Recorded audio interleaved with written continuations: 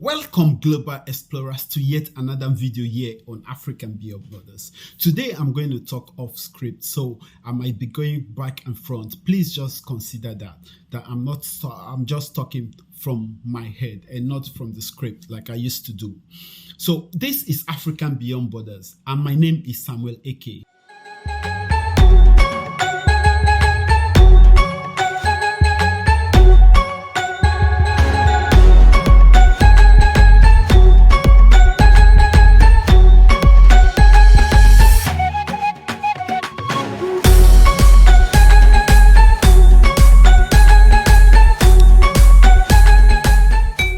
On this channel, we talk more about the sustainable development of Africa and how we can push our continent forward and take it from the hands of the imperialists. We believe on this channel that until the African story is told by Africans, the twisted narrative about Africa will continue to be misunderstood. So please take your time to like this video, share this video with your networks, and please subscribe to this channel and click the notification bell icon so you get notified each time we drop a new video. Permit me on this edition today, I'm going to talk about Nigeria, the current protest going to happen in the next few days in Nigeria, and also I will take this time to answer a crucial question that I got from a subscriber of mine.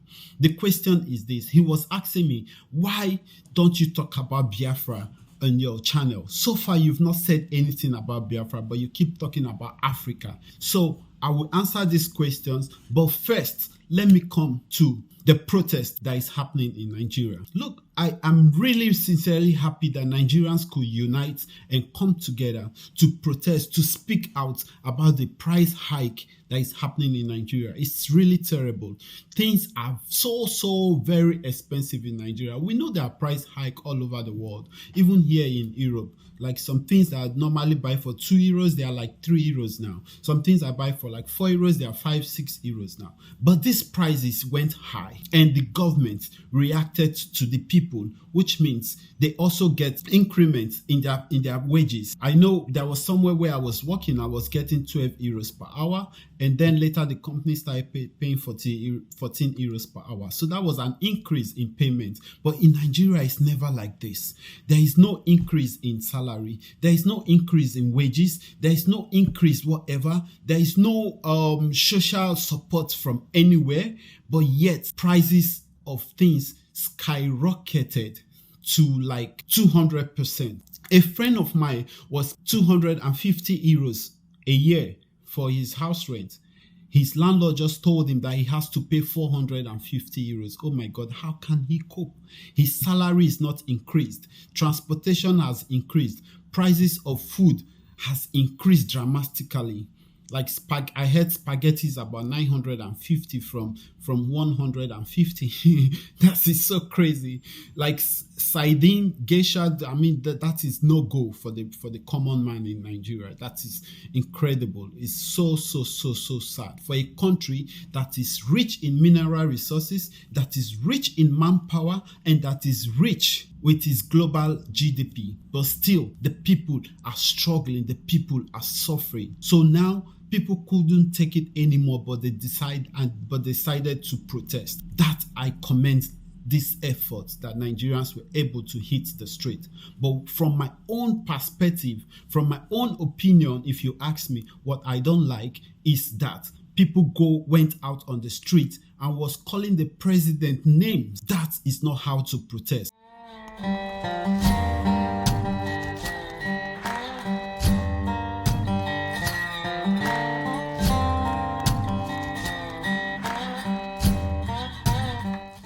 When you want to protest, you go and you stand for one thing. You can make banners, you can use microphones to say, we want this, we want that, not by calling names, because then you're heightening the issue instead of bringing down the issue. That way nobody takes us serious anymore. When you go out there and you start saying the president is a thief, the president is this, is that, that is not how to go about it. I really commend the youth from the NSAS protest. It was like the best protest I've seen, not till the soldiers came out and start shooting the innocent people. But anyway, that is Nigeria for you. Things get twisted when it's done. But if we want to go out and protest any other time, let's stay in one new voice, in one accord, and put tribal sentiment aside, because tribal sentiment cannot take us anywhere as a country. We cannot move if we keep tribalizing ourselves. When the government is oppressing us, they want us to fight ourselves, and we, the common people, we are segregating ourselves. The Igbo is tribalizing the Yoruba is tribalizing the Igbo, the Hausa is tribalizing, and then there is this commotion among the common people.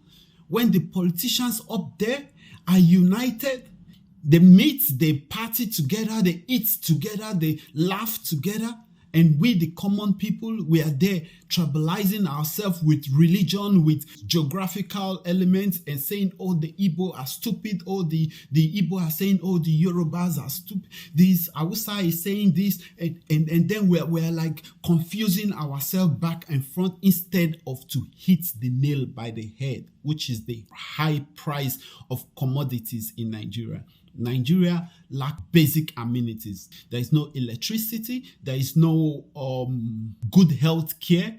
There is no basic roads. There is no good road network. In Nigeria, the transportation system is something else to talk about. So let's put our energy in one channel and fight for that good. If you like this video so far, please hit the like button, share this video with your friends, and we also welcome your opinion of what you think about what we're saying on this channel. So please leave your comments in the comment section, subscribe to this channel, and hit the bell notification so you get notified each time we drop a new video on this channel. Coming to this subscriber of mine that was asking me, why don't I talk about Biafra? I am a Biafran myself. By birth, I'm Igbo. Originally makes me a Biafran, right? So as an Igbo man that I am, there is no way I can separate myself from Biafra. I love Biafra. I love my Igbo people, right? But when I look at the whole situation and how it's going, I stand for the good and for the unity of humanity. So I cannot be among the people that is tribalizing themselves and fighting each other when the real people we're supposed to fight, or the real people we're supposed to face, are united up there.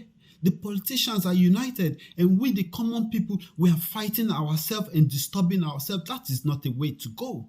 The way to go is to look inward. As Igbo people, we have to look inward into the eastern part of Nigeria. We have to look inward and say, what do we need to do? We need to start developing our region, do good roads, hold our politicians, our governors, we hold them, those eastern governors, let's hold them responsible to make roads. There is budget for making roads. They should do the roads. There is Ministry of Work in the eastern region. We should hold them to make those roads. We should hold the Ministry of Health to build hospitals, the educational sectors, to build schools. If other part of Nigeria is increasing their school fees, we say no. In the eastern part, it has to be like this. And we stand as one voice, and then we strike. When I say strike, it's not by violence. It's by holding these politicians responsible to say, you are the Minister of Education. You have to do your job as the Minister of Education. You are the Minister of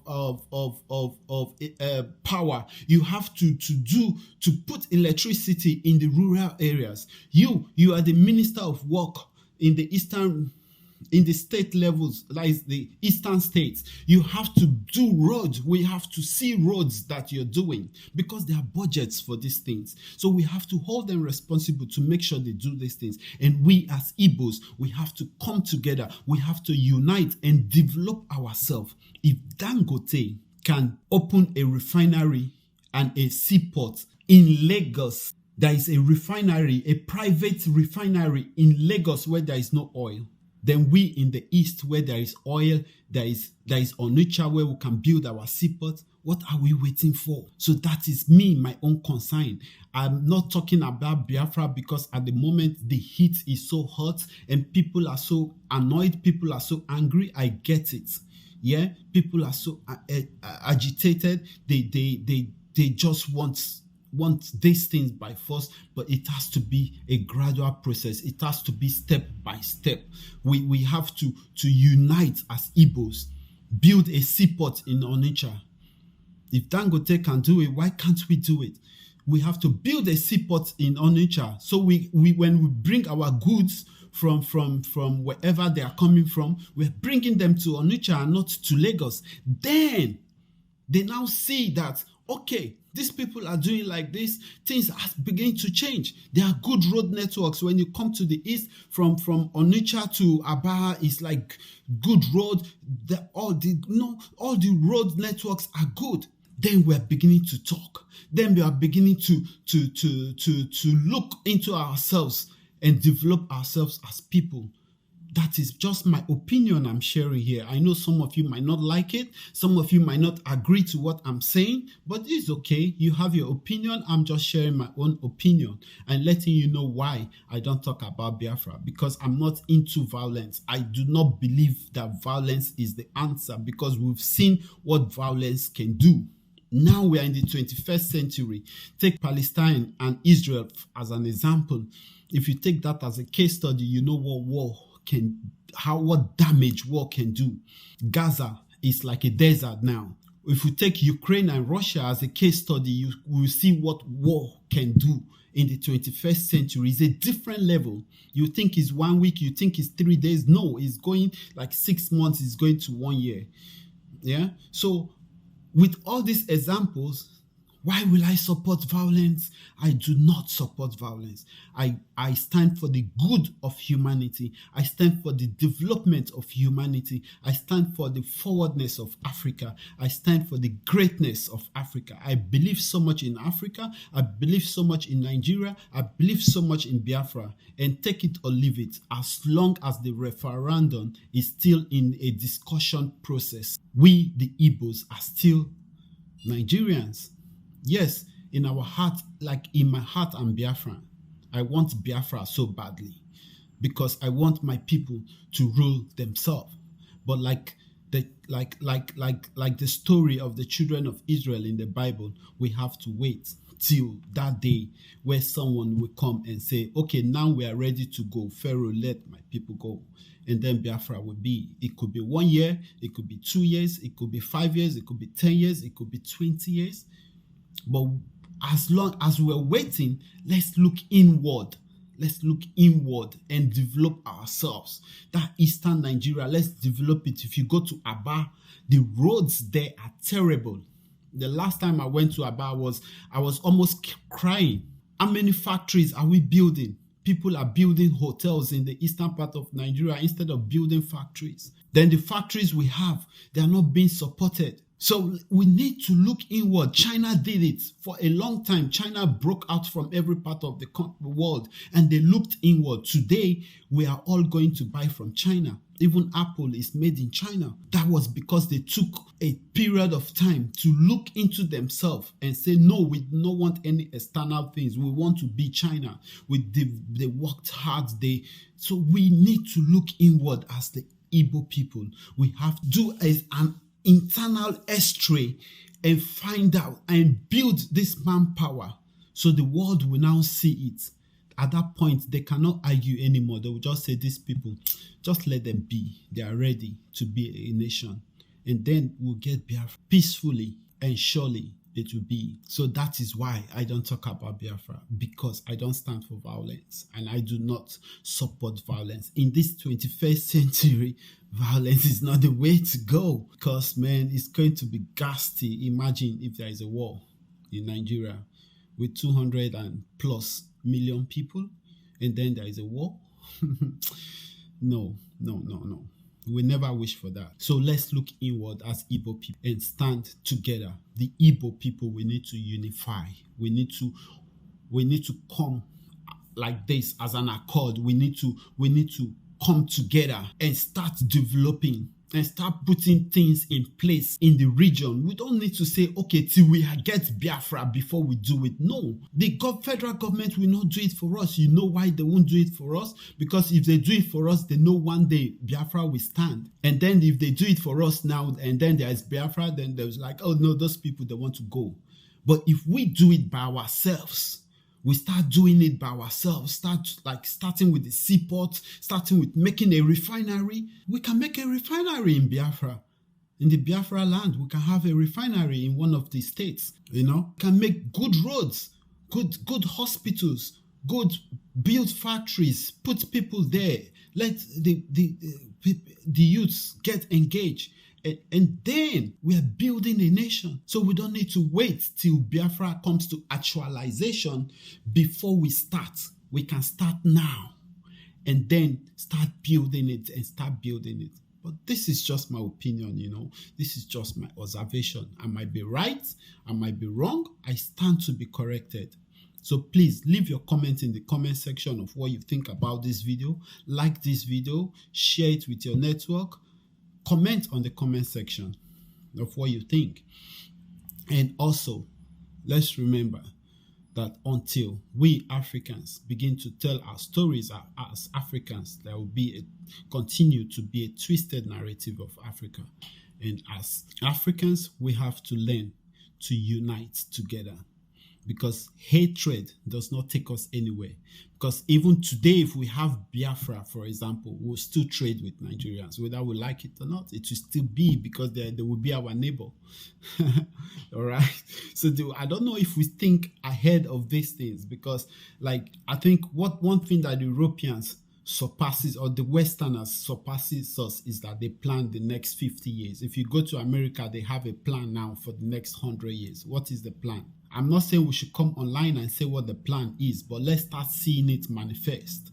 Let's start seeing the good roads. Let's start seeing hospitals being built. Let's start seeing factories coming up. Let's start seeing a seaport that is not in Lagos. And we say, oh, the Yorubas are cheating us. Oh, federal government is cheating us. But we have Onitsha. Why can't we do a seaport there? We have Calabar. Why can't we bring back the seaports there? A private person can take it up. It could be a private initiation. There is privatization of public offices. Someone can decide to privatize it and take it up. So it's just my opinion. Yeah, I'm just sharing my opinion on this channel. I stand for the good of humanity. I stand for peace and progress of the African people. So please take your time, like this video, share this video, and leave your comments in the comment section, because that is very important for us. So I will see you in the next video. Meanwhile, stay blessed and stay innovative. Thank you.